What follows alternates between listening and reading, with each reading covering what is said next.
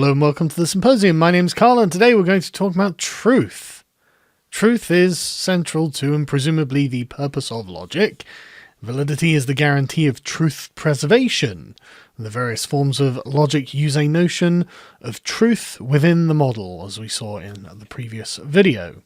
So truth is correspondence to facts. It is the crucial property our beliefs ought to have. Knowledge requires truth. We ought not to assert something unless it's true.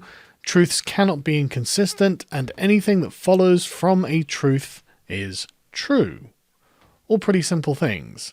And then we get to the paradox of the liar. The paradox of the liar is an ancient conundrum.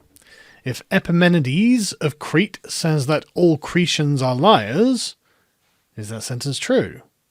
Is Epimenides creating a statement that would invalidate the truth of it by virtue of who spoke it? The problem is that we can indefinitely continue proving each side of the argument for or against the statement. Epimenides is a Cretan, he claims that all Cretans are liars, therefore he must be lying, and all Cretans are honest. But Epimenides is a Cretan, and he just lied, and round and round and round we go. So proposed ways to deal with the liar paradox include Tarski's thoughts, which were that no language can contain its own truth predicate, a word applying to just the true sentences of the language. Instead, we needed to create a meta-language. Hideously complicated. I'm not going to pretend that I understand where he's going with this. Let's move on. Paraconsistent logicians have held that the liar sentence is an example of dialetheia, a sentence that is both true and false. On this view, bivalence fails, and it's important that the logic should not contain explosion. Again, you're going to have to refer back to the previous video, apart from for bivalence, which I'll explain in this video. Bertrand Russell believed that the problem arose from a kind of circularity, and proposed that the vicious circle principle be applied. Liar paradoxes would infringe this, and so should not be counted among the genuinely intelligible sentences. You can't apply logic to a sentence that has no meaning, and it cannot be intelligibly interpreted. And another way of rejecting bivariance is suggesting that the sentence is neither true nor false, which is something I'm not going to explore here, because we can begin to understand this by starting with Tarski's schema for truth. Now, this is a logical formula that's very, very simple. Predicate S is true if and only if predicate P. For example, snow is white, the sentence, is true if and only if snow is in fact white. Seems pretty straightforward. This represents the disquotational character of truth, which means that to state the sentence itself is to say that the sentence is true. It also connects to the correspondence theory of truth. The sentence, S, corresponds to the reality as observed, P. So if we apply it to the liar's paradox, all Cretans are liars is true if and only if all Cretans are liars. If we can find one Cretan who is not a liar, then Epimenides' statement is false, and the lie that Epimenides told us was about the sum of Cretans who are liars. He lied and said that it was all Cretans. Notice that the negation of Epimenides' statement is not its inversion, that all Cretans are honest. It is that not all Cretans are liars. And that's the end of that mystery. But Tarski's schema is a useful starting point. Although it appears to be something of a platitude, there are still contradictions contained within it. So if we call the liar's paradox, simply call it the liar sentence. So the liar sentence is not true. If the liar sentence purports to say of itself that it is not true, and we apply the rules from Tarski's schema to the sentence, the result is as follows. We'll just call it L for simplicity's sake. L is true if and only if L is not true. So if we are concerned about the definition and validity of L, we can also recreate the same paradox using the following example. If Alfred and Bob say only one thing per day, and Alfred says, everything Bob will say tomorrow is true, and Bob says nothing Alfred said yesterday was true, then what Bob said is only true if what Alfred said is false, meaning what Bob said is only true if it is false. And if what Bob said is true, if and only if it is false. I think. But anyway, Once we have Tarski's schema, what else needs to be said about truth? Well, deflationists, which is a category of thought, a school of thought, deflationism, believe that the answer is nothing, and there are generally three types of deflationists: disquotationalists, redundancy theorists, and minimalists. The disquotationalists claim that Tarski's schema is essentially all that needs to be said about truth. Truth is anything that can correctly fill Tarski's formula. S is true if and only if P. However, this fails to account for the liar paradox and moral statements. Disquotationists need to differentiate being true from other distinct notions which seem to compete for the same role. Nonsense sentences, imperatives, value judgments are all difficult to pass through Tarski's schema. For example, torture is wrong is true if and only if torture is wrong. Well, the subjective moral nature of wrong in regard to whether torture is acceptable or not renders us incapable of determining whether that's a true statement. If we lived in, say, Syria under ISIS occupation, torture might well be not wrong. Does that make torture is wrong a false statement? The answer is obviously no. Hume also believed that moral views were not so much beliefs as they were feelings, and so a true-false dichotomy does not apply. Redundancy theorists claim that truth itself is redundant, because instead of using the concept to validate a sentence, we can just assert the sentence itself. For example, if I think well of someone generally, but did not hear them speak at a particular time on the radio, I might say everything you said on the radio is true. Since I do not know what was said, and I'm going on good faith, I can't simply repeat the sentence verbatim and need to predicate true at the end. The redundancy theorist might reply by pointing out that even now I don't need to use true, as I could have just said something like everything you said on the radio as an assertion of itself. So to formulate this in a logical sentence, we could say for all of P, predicate P, if you uttered predicate P during a radio talk, then P. How is this to be understood? Well, we can look at it, we could formulate it like this. We could say Manchester played with only 10 players, as the sentence. If you uttered Manchester played with only 10 players during your radio talk, then Manchester only played with 10 players. As in, we're assuming the truth of what they've said from the authority of the person there. But that doesn't matter for the purposes of this example.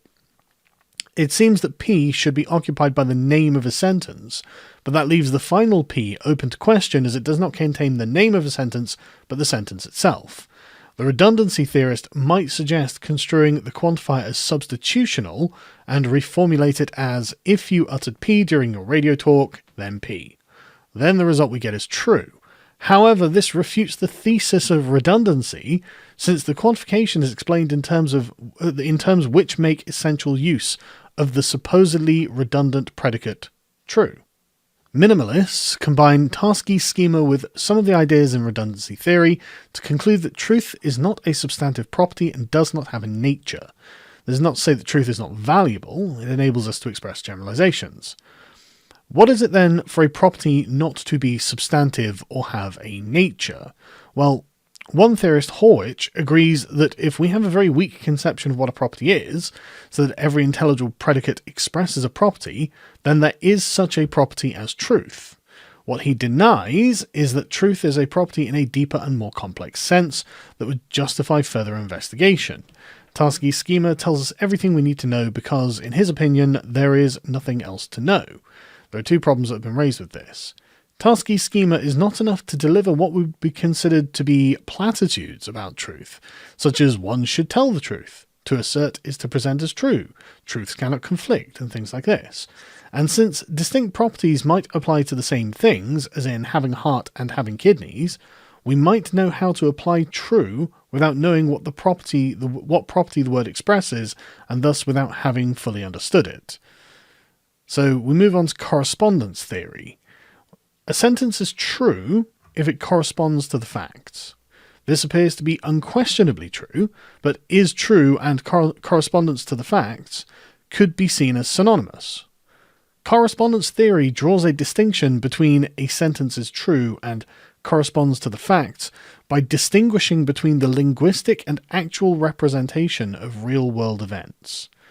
On the language and thought side of the equation, language supplies the things that have the property of being true.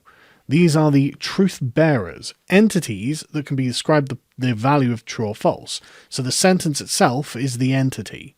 On the other side of the equation, facts or reality need to be things that can be specified independently of the truth bearers themselves, which is incidentally what Tarski's schema is doing when we're talking about it earlier, to which those things that are claimed to be true may or may not correspond.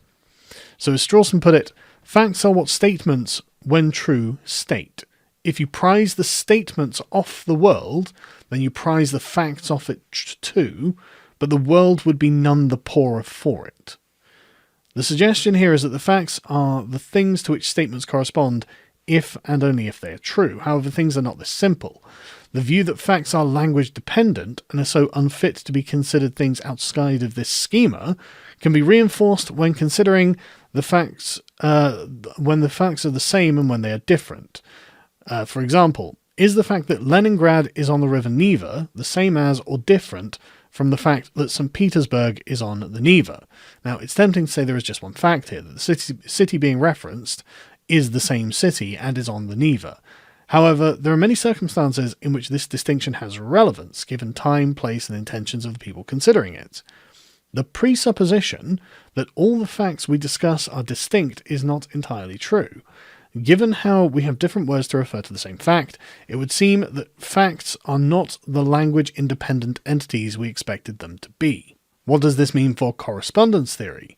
There are two theses at issue. One is substantive and the other is platitudinous. The platitudinous thesis makes no attempt to say which facts a given truth corresponds to. Instead of saying truth corresponds to the facts, one could present the view that truth corresponds to how things are or to reality. The substantive thesis is that for every truth there is a tailor-made part of reality which requires a carefully assessed doctrine of facts.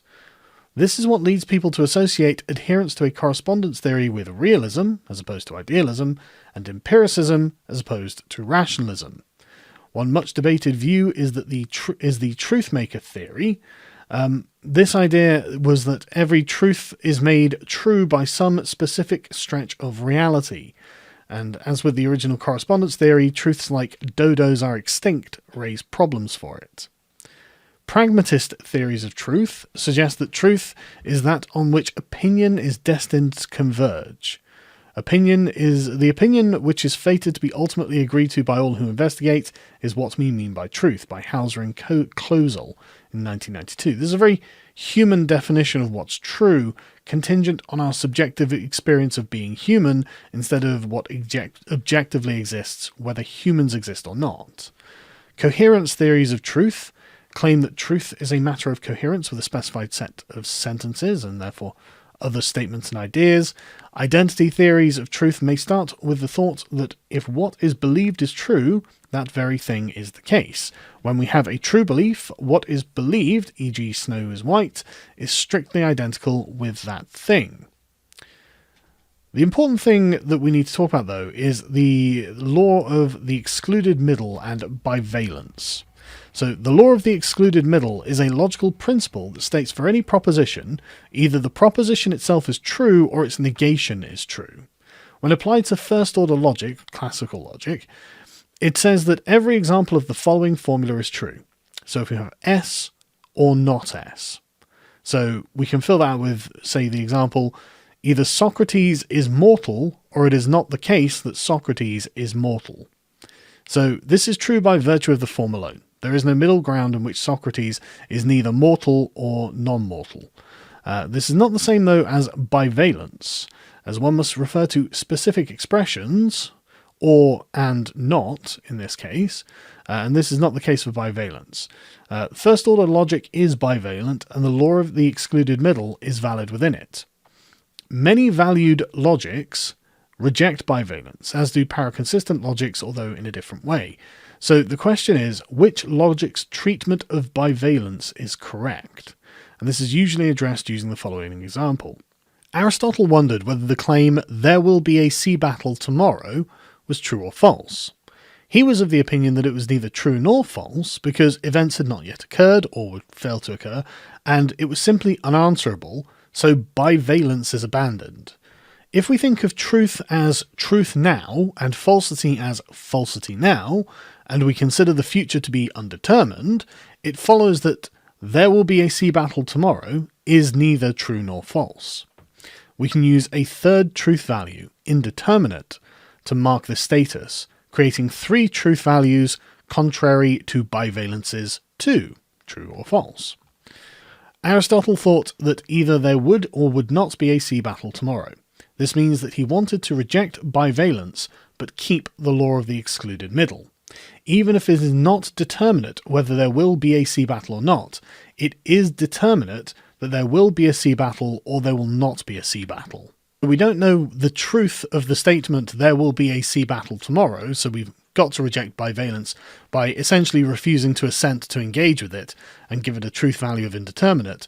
Intuitionist logicians argue that to assert something is to commit to there being proof for it. Proving a disjunction requires at least proving one disjunct. Since we cannot prove that there will not be a battle tomorrow, and we cannot prove that there will be, we are in no position to assert the disjunction. This means we can't assert the law of the excluded middle, and we cannot deny it either, along intuitionist principles, as to deny something is to commit to being able to prove absurdity from it, and generally no absurdity would follow from S or not S. Intuitionists cannot affirm bivalence, as any logic that accepts bivalence must have implausible views about negation or disjunction to avoid a commitment to the law of the excluded middle. Given bivalence, S is either true or false. If it is true, the disjunction is true. If S is false, then the only value of not S, the only value that not S can reasonably have, is true, in which case the disjunction is true. Many valued logics are also called gap logics, since they claim that there is a gap between truth and falsity, and some sentences occupy this gap. Paraconsistent logics, by contrast, are also called glut logics, since they hold that one and the same sentence can be both true and false, which is a different way of denying bivalence. The liar sentence is a prime example of this.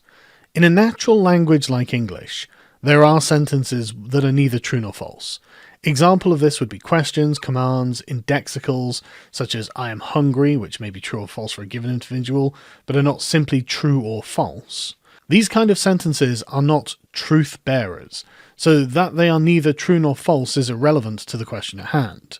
Any question that is excessively vague could also deny bivalence and or the law of the excluded middle, such as is this red or orange? There's no truth content to be evaluated there, really. And finally, you can deny bivalence for sentences exhibiting a reference failure. So if we would say the present king of France is bald, well, France has no king, and Macron appears to have a full head of hair.